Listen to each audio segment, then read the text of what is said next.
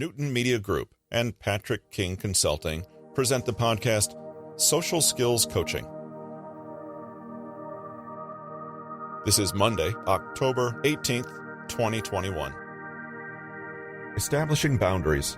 How to protect yourself, become assertive, take back control, and set yourself free. Written by Patrick King, narrated by Russell Newton. Dealing with repeat offenders. The good people in your life will happily respect and work with your boundaries. They may even celebrate them, glad that you're taking care of yourself. The bad people, not so much.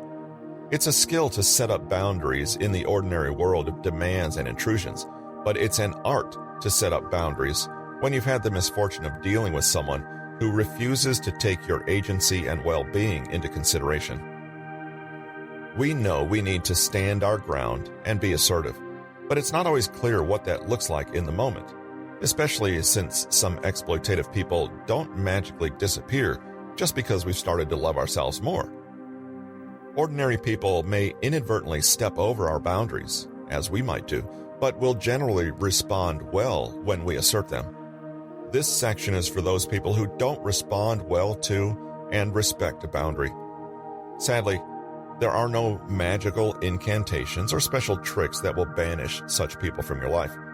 Rather, you protect yourself using all of the same principles and techniques already explored so far. Except for truly toxic people, firm boundaries matter more than ever. Thank life, in its infinite wisdom, for sending you challenging people who force you to really dig deep and set up rock-solid boundaries. Realize that everything that happens before and after the boundary is set almost matter more. Are you regularly practicing self-care? Are you working towards a healthy self-love, recognizing and taking care of your own needs? Eating well, sleeping enough, and exercising strengthen the physical body against attack, and self-care strengthens the emotional and spiritual immune system from attack in the same way. So, keep in tip-top condition. Regularly journal, ask for help, and rethink your boundaries, needs, and values. Say no and don't feel guilty.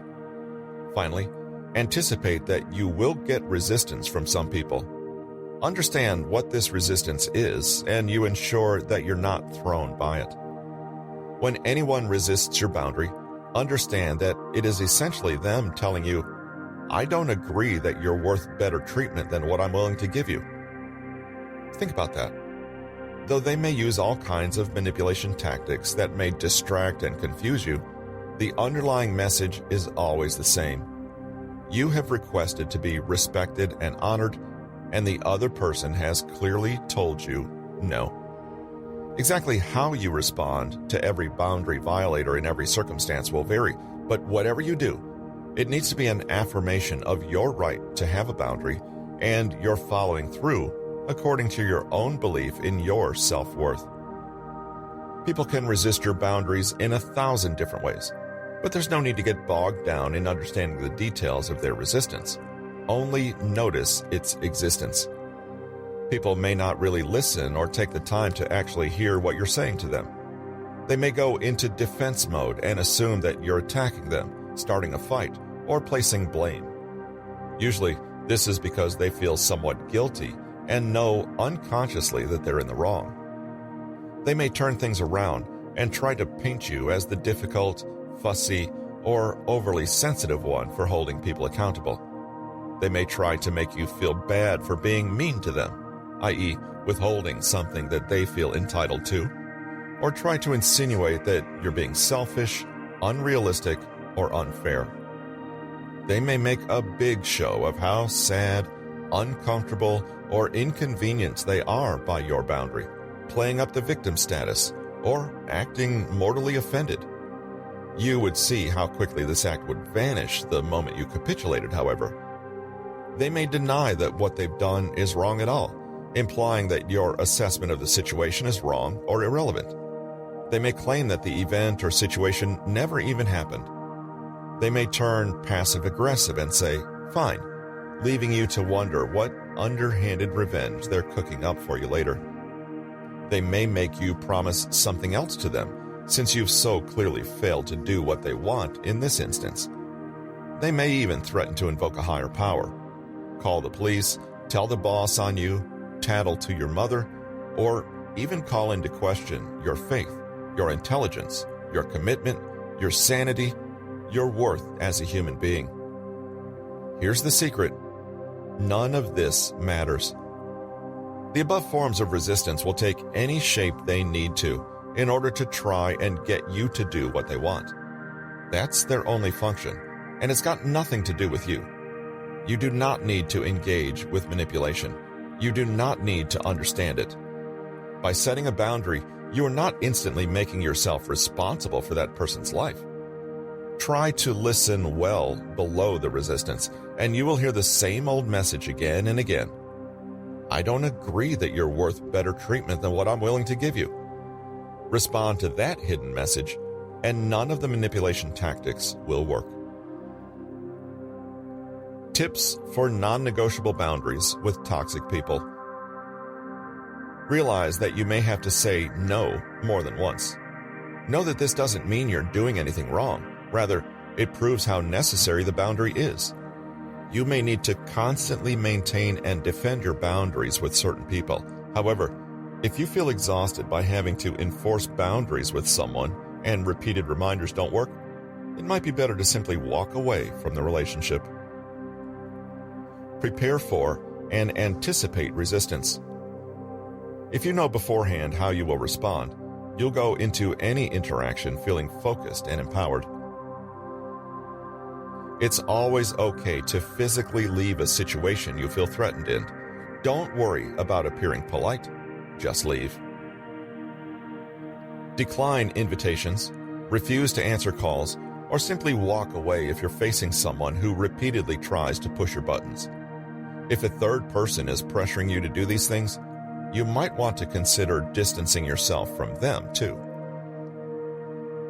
Keep contact very minimal, or cut it completely if possible. Change phone numbers, travel a different route to avoid meeting them, or block them on social media. You don't need to gain any closure or to explain why you're taking a step back. Just do it. Guard against secretly hoping that flouncing off will have the other person rushing towards you again. They're not likely to suddenly care about your needs, and if they were the kind of person who needed the threat of you leaving to consider treating you well, this tells you everything you need to know. If it's an abusive or dangerous situation, make sure that others are aware of what's happening, document what you can, and seek help, advice, and support from others willing to help you. If the person is a family member, colleague, or someone you can't reasonably avoid, try the gray rock technique. You can be present, but disengage, disconnect, and be emotionally like a gray rock, i.e., someone who can't be manipulated. Give boring answers. Don't rise to the bait of drama. Avoid eye contact, and keep interactions as short as possible. Don't feed into manipulation. Simply say, "uh-huh," and shift your attention. Keep things polite, neutral, boring, and impersonal. The less interesting and remarkable your engagement, the less there is for a narcissist, abuser, or boundary crosser to work with. When people repeatedly break your boundaries and communicate loudly and clearly that they have no intention of respecting them, believe them. There hasn't been a miscommunication. They simply don't care. You don't have to make nice. Rather, treat a person with the known propensity to disregard your boundaries as you would anyone else who insulted you. Ignore it and remove yourself as quickly as possible. For situations that move beyond the realm of boundaries and into the realm of outright abuse, you need to dig your heels in deeper. Your boundaries will step in to protect you, but you will also need other kinds of barriers around you, be they legal or financial. Seek help from women's shelters, a mental health professional, a social worker, a spiritual teacher, trusted family members, or friends. Don't be afraid to speak out and say what is happening. Serious abuse can, in a strange way, force some people to take a long, hard look at themselves and what they absolutely aren't willing to tolerate, ever, from anyone. Though painful, this can be an empowering and clarifying moment. If you're trying to extricate yourself from an abusive situation, use any anger and pain you feel to protect yourself. However difficult it may seem in the moment, you can and will come out the other end. That's from Patrick King's book, Establishing Boundaries: How to Protect Yourself, Become Assertive, Take Back Control, and Set Yourself Free. Available on Amazon and Audible. Please go to bit.ly/establishboundariesking to check out the audiobook on Audible. That link is in the show notes, as well as links to Patrick King's homepage, where you can request his copy of a free mini-book on conversation tactics. That's at bit.ly/PK Consulting. For Patrick King, this is Russell Newton. Hope you have a great week. Thanks for joining us today.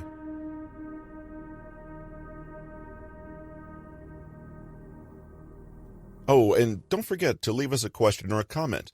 You can email us at kingpodcast@newtonmg.com or leave a comment at bit.ly/PK comment.